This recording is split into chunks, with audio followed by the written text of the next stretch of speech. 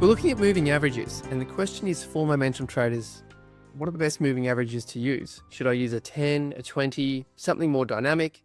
And then the question comes in, well, professional traders, they're selling partway through the trade while still holding it. How does that work?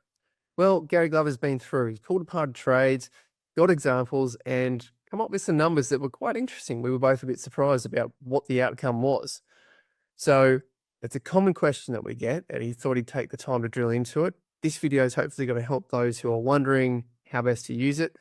And from experience, Gary, I think, has used all of these. So, Gary, thank you for doing the research. How are you after delving through the numbers and picking apart trades to find it? How'd that go? Yeah, no, it's good actually. It's interesting because I know sort of we get a lot of questions there regarding like some people say they're not sort of short term, they're maybe more medium term, and then others are longer term.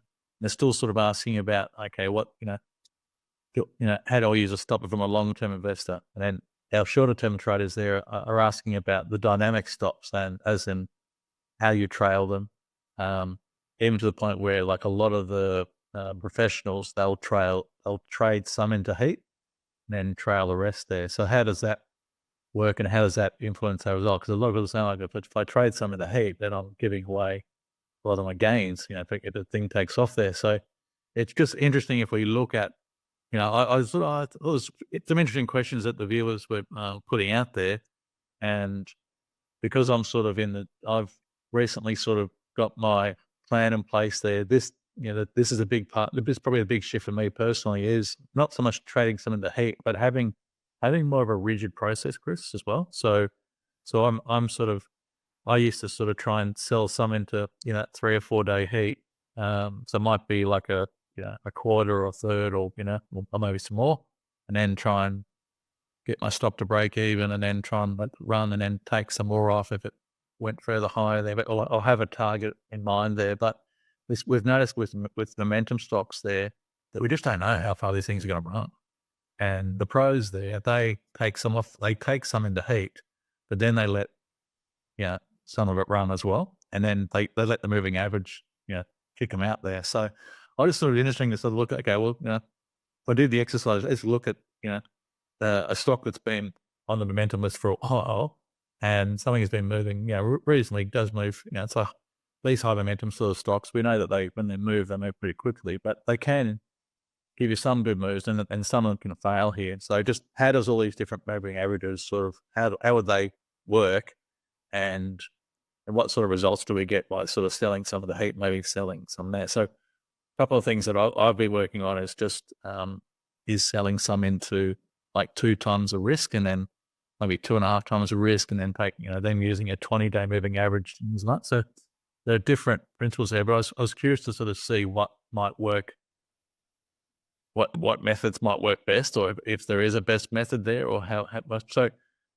the first stuff that came to mind here was WA1, because last week we were talking about this one having a little B wave break when we were covering the B wave. So we saw that last week. It actually, the whole thing did an ABC pull back, and then did break a little B wave there, and it has had a bit of a run there. So maybe sort of think, I'll just look at the last year, every time we had a little B wave break. And then what I mean by B wave is basically having that ABC correction and then breaking through a lower high there. There's a few on here, like you might argue this is probably one here, potential little B wave break there, but we don't really get like a 3 wave break. And there's not, I like to sort of see that pulsive move up and then a 3 wave pullback and then break through the B wave. That's what I look. So when I was looking through here, I thought, there's sort of 4 setups there. So if I looked at this high momentum sort of stock and I applied the same entry technique, so looking for my B wave break, what I've done here is basically work out, I've entered these at 2 cents above the price break. So if I look at what's the new high, add on 2 cents, sometimes you get a bit of slippage. And then I've looked at 3 possible sort of stops on the trade there. So we've got the same mechanism to get in, but if we use 3 different types of stops, how does that sort of affect our results at the end of that? And then how does, if we sell something in the heat, how does that affect the results? Well, does that really diminish our returns? That's what I was sort of concerned about. So with this case here, we've got like a trigger here on the 4th of April at 13.12 here. And what I've done is I've actually used the 2-day. So I've used the lower of the 2 days there, which in this case would be, I think it's 11.99. So I've just added 2 cents on top of that. So 2 cents below that. This one here, I've used the low of the last 2 days and added 2 cents on that as well. So I think that was 13.27 was the low here. On this one here, I think it was the 18th of the 11th was 14.44. The stop was 13.38. So 2 days plus an extra couple of cents. And the same here. The last one here was on the 4th of April at 13.82. So we've basically just gone a couple of cents above the high. And 12.80. So I've used this is the second day low here, 12.82. So just added 2 cents on there. So really I've added 2 cents on the break, and I've added 2 cents onto our stop, as in looking at the last 2 days range there. So pretty consistent method. And that's how we sort of, that's how I would probably typically enter these B waves there, give myself a little bit of room there. Interesting with that is that all those stops, I think the first one was about 8.7%, which is pretty wide. And most of the others were around 7 or just under 7%.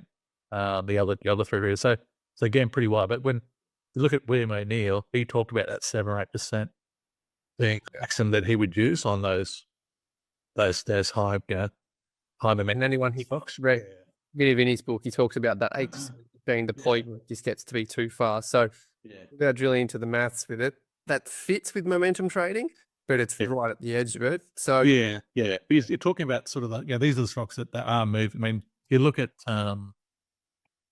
look at this stock here, this stock was a leader. It had already broken through, big VCP breakout, big breakout. So there's already had some history of moving pretty fast, this stock here. So it's already been a momentum leader. So we know this is a bit of it's a stock on steroids there, I guess. And that's what you're looking for. You're looking for those sort of faster moving sort of stocks as well. But it was just interesting there. A couple of different methods you could use. I talk about maybe these high momentum moves. I know Kalamagi will sort of trade the fastest movers, and he'll use a 10-day moving average to sort of use that to get him out. Oftentimes, if they're not as impulsive there, using a 20-day moving average gives yourselves a little bit more room. And one of the other methods you could use is just using, like you could use like a trailing sort of stop there. One of the methods that on the entry here, I've actually used the low for the last 2 days, but what you could do, something I've used in the past, is look at the low for the last 3 days or the last 2 days. So in this case, I just say, okay, let's look at the low for the last 3 days, because sometimes you'll get your congestion phase. You might pull back for a day or two, and then that becomes your low for the last 3 days, and then you're looking for it not to break that. But so if you look at just the low for the last 3 days, sometimes that might stop that little 1 or 2 day knee-jerk reaction, like something like that, and then keep you in the trade, and then away you go. You get another reaction, keeps you in the trade. It's not until you sort of go through maybe a congestion phase, they might get kicked out there. So that was the 3 different types of stocks. I thought, okay, well, I'll carry that same entry technique, for all stocks, and I'll have the 3 different methods, the 10-day, the 20-day, and the 3-day trail, and see what the results were. So when I sort of put them in a spreadsheet there, and there's my entries, there's the stop, there's what I'm risking, which was sort of, as I say, it was sort of between 7 or between 8 and sort of 7%, something like that. And then I end up getting stopped out on the 10-day moving average at 17.22. The 20 gave me a bit more room in that first trade. Obviously, it went a bit higher. The 3 days sort of stopped me out in this congestion there. So 2 of those 3 trades would have stopped me out in this congestion. And the 20 giving yourself a bit more room got me the higher profit there. So that ended up being a better profit on that first trade there. Okay, so think, maybe the 20 is the way to go here. But then if we look at the next trade, the next successful trade doesn't quite have the same momentum there. We can see here that, or in this case there, that we see that went up nicely initially, but then it sort of rolled off and came back through the stop there. So with So, that. as you might get, if you move to Excel spreadsheet to the left a bit, we might be able to see the other charts, the breakouts that you're talking about. Yeah, I'm trying to just, I know you're having mouse issues at the moment, so it's not behaving. But yeah, we can see this trade here. It's obviously jumped up here, little B wave, and then gone through, but then it has rolled off. So it hasn't opened the shoulders. It's just it ended up rolling off there. But if we look at our stops there, we got the same stop on each of those. But then once we sort of get in the trade, we're using in the 10-day, we get stopped out at 16.55. The 20-day stops that a bit later. See how when it rolls off there, and the 10 days up here, we basically we get out on it when it get through the 10-day, we get out straight away, and then when the 20 gets cut, we get cut out here. The 3-day stop, we'll be getting out early on the open as well. Okay, so the different methods will sort of give you different results there. But on that second trade, we see a mix of results there. So 227, 227, and $1.38. So half the returns using the 20-day moving average, which is giving ourselves a bit more room. So it's going to work if you get the big move, but if it doesn't work out, the tighter stops might save you on the downside. And then the third one here, the third sort of stocker as well here, got a similar result there. The 20-day moving average comes all the way back. We get a pretty, very light, very small gain. The other two are probably much, much bigger, $1.17 and $1.50. So we capture a few more of those gains there before it comes off there. And this third one is same again here. The 20-day moving average barely make a profit.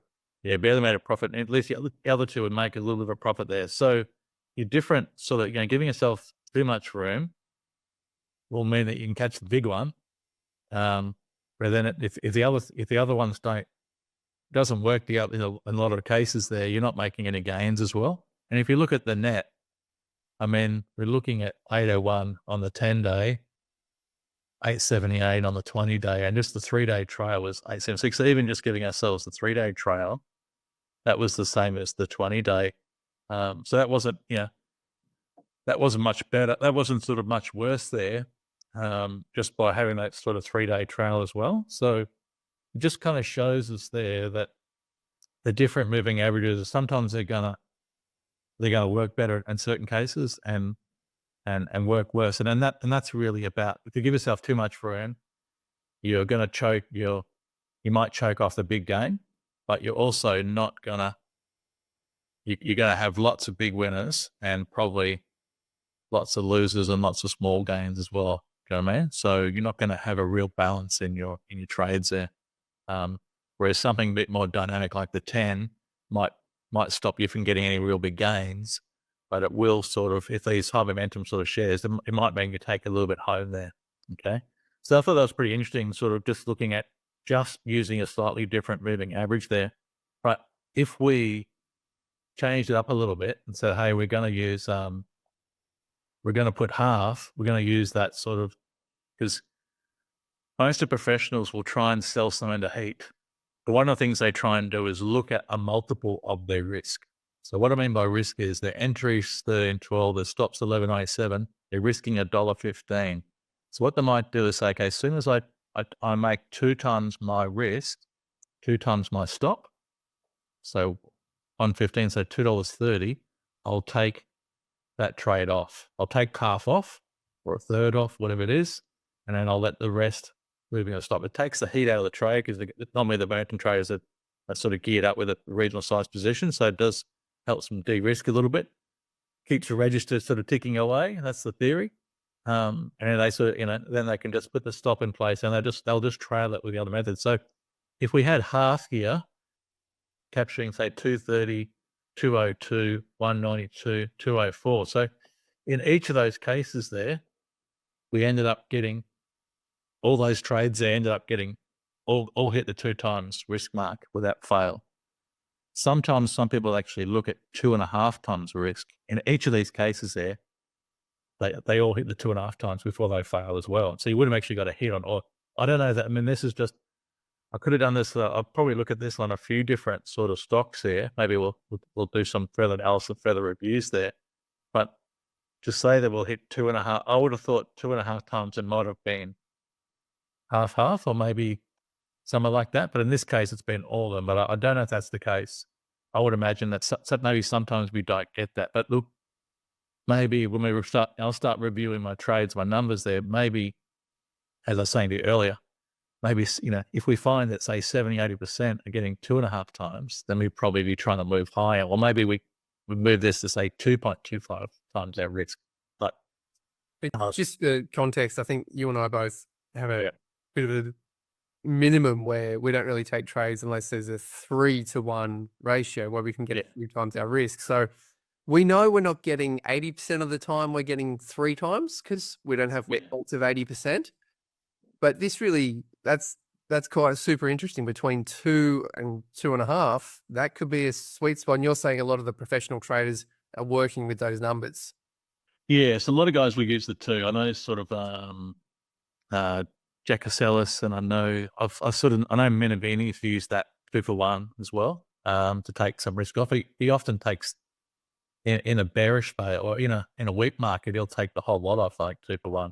So whereas I personally will have that 3-for-1, and I know I generally have, over time, my stats are sort of about a third of the time we get the 3-for-1 in the past there. But yeah, it's just interesting looking at that details there. So if we combined, say, half the trade using the, say, just being conservative there, say we take half off into 2 times our risk, and then we let the other half ride using our 10-day or 20-day or a 3-day trail, what does that do to our results?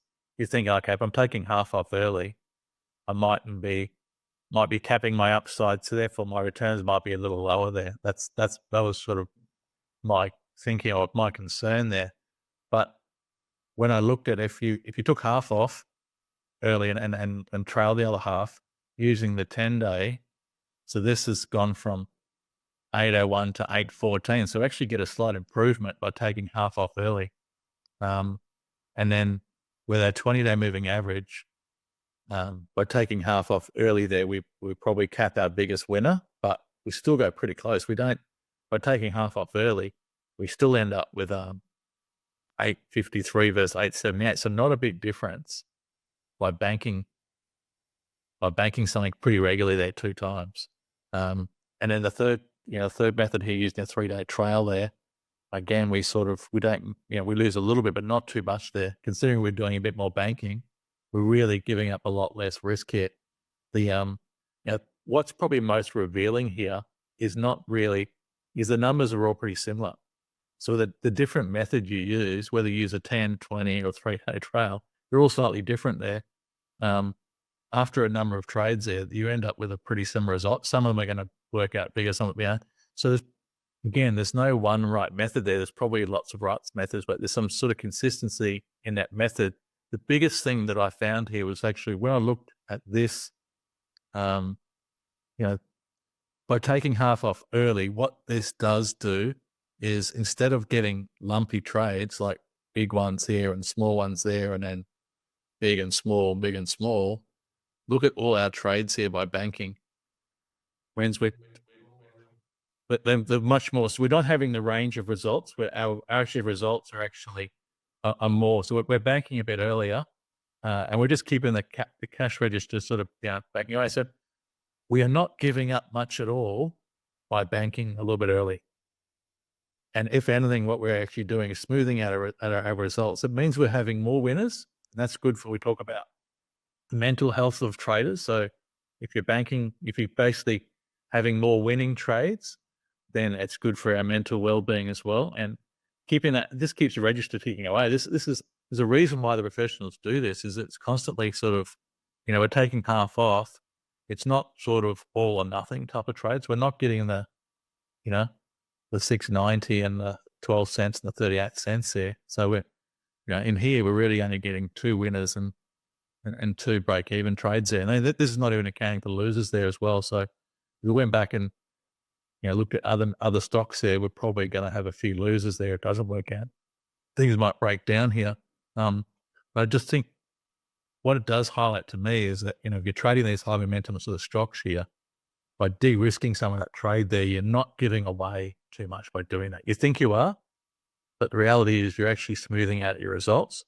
and you're keeping the register ticking away. And as traders there, if we can just keep growing our account. Now, I know sort of Jack Lascelles has done some great videos here where he's actually looked at the last 20 trades he's done and then bank half and then trade it. Some of them don't work out, but it smooths out the returns. So basically, you're just sort of saying, it's not moving the needle big time each time, but it's just little. There's little gain to just keep building up there.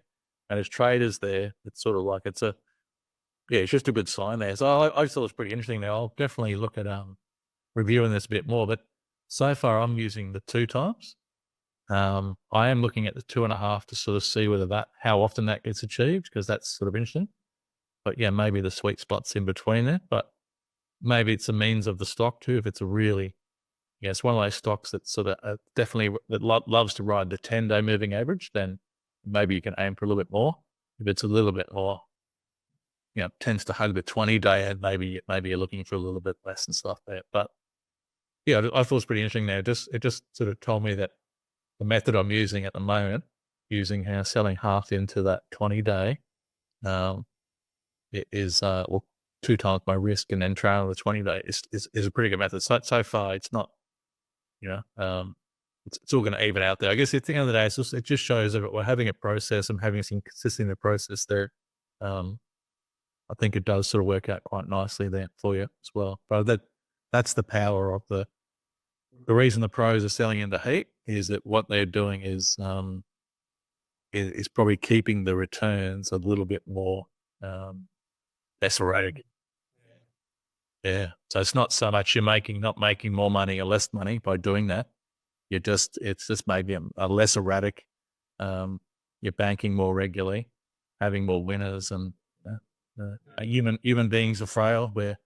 We're fighting and our emotions, daily, grief, fear, all the rest of it. We want to be right. A lot of us struggle to getting it wrong, but having those sort of stops in there and then having a mechanism that can do a bit of banking there, I think it's a healthy sort of system. I think that's why the professionals do it this way. Is I think it actually it's good for the bank account. It's good for the Trading psyche. Yeah, the trading psyche as well. So good system. So Definitely. Well, the other bonus that Mark Minervini talks about is that he wants to be invested for the least amount of time possible. So if you're baking the profits in a shorter amount of time, and then you're compounding that through more trades within the year, then that has an exponential growth on the portfolio over the year, doesn't it? Yeah, that's right. So I think those sort of, that's 4 trades there over the year for that one stock there. $8 on sort of what 13, say $13, $14 average share price there. That's, you're getting sort of what 15% return on 4 trades sort of average. So that's not bad. That can move the needle. Obviously you're going to get a few more wrong in there. A few of these other methods won't break, but that's obviously showing one of the strongest stocks in the board. But if we're able to sort of maybe capture those stronger names and stay with them there, but I think it just sort of highlights just the different outcomes there with different. Even looking at 3 different moving averages, there are 3 different systems there. It wasn't a great deal of difference using each one because Whereas I think traders there were always trying to that's not working. Yeah, it's not working in this case. So it's a bit like I know I used to do a lot of covered calls, Chris, for portfolios sort of stuff there. And by writing covered calls, you're capping the upside of your market, so you can never make more than a certain amount. But I know that when the market goes sideways or go negative, that you always outperform. So you kind of got to know what your strategy does, how it's meant to work, and apply that. So as traders, there if something doesn't work and we want to just throw the baby out the bathwater. But so I know in the past there that only 12 weeks out of my 52 are where about 140% of my gains come from. So that's hard to deal mentally as well. That's why I quite like the fact actually it's trying to sell something to heat a bit more. Maybe I'll get to say 24 weeks of the year, and that'll be maybe 120% of my gains, and then the rest might be as sort of lumpy. So it'll be interesting to sort of see whether that's the case or not. But it's but yeah, I do like what I'm seeing now. Sort of, it definitely maybe more comfortable with the process that I've got, and and more aligned with sort of where the, you know, what the gun traders do and why they do it. Kind of, going for the numbers element. I'll do a few more. I'll do a few more stocks as well. Do some more reviewing of my personal trades moving forward as well. But yeah, the, the one thing I will be looking at is whether that 2.5 there, because it's all those trades hit 2.5 times for that stock there. But maybe that won't be the case for other stocks as well. But it'll be definitely something I'll be looking at, because maybe I can get this up from 8 to maybe with half on 10, then maybe that gets me to 9. Or maybe by 8.25 gets me to 8.75 or something like, so just a little tweaking. Don't make too big a tweaks. I think you're better off just having a method, finding a good method there, sort of sticking with it. And then if you're doing your review process, then start reviewing some of the outcomes as well. That's why I like to do the review about 3 or 4 weeks after the trade's complete. So I think you can kind of see what might have been possible, what you missed out on there. But don't think about, I didn't get the top. It's not about that. You really need to sort of, look at a year or 2 years and go through it and look at a bigger subset there. So, I mean, look, this might be too small here. I looked at 4 days there. But we know that stock in the past was hunting earlier. It was actually probably stronger in the early years than these ones here. So, even coming into these late bloomers late, you can still get some pretty good moves here. So, interesting stuff. Well, understanding the trade and the whole trade process that you're applying is critical and paramount, and specifically the statistics of it. And hopefully we'll cover more of that in future. But Gary's mentioned about those leaders. Well, we'll put a link to the model book, which is where WA1 has come from, and it's put a depth of analysis into where all the setups were. To that end, thank you very much, Gary Glover from Novus Capital. Thanks, Chris.